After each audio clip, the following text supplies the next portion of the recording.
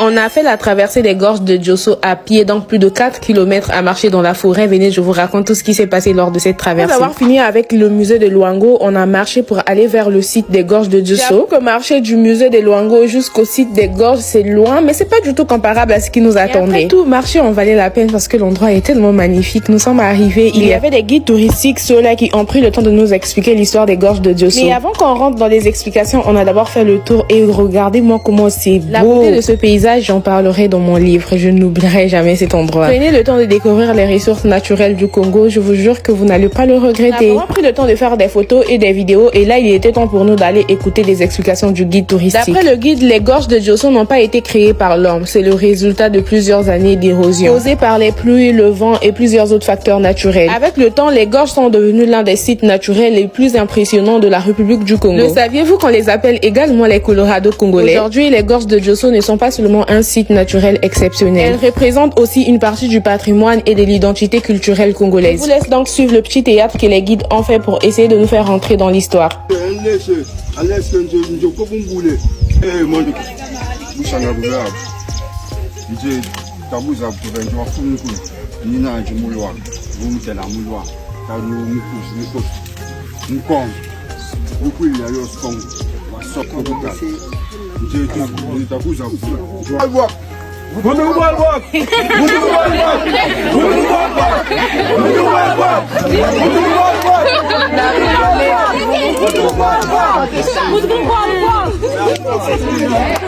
En fait, dans l'histoire, il y avait un roi qui avait été laissé au trône par des ancêtres. Maintenant, il y en a un autre qui est venu, qui voulait prendre le trône alors qu'il n'était pas légitime et surtout, il était corrompu par les colons. Sur ce, on se retrouve donc dans le 3e vlog.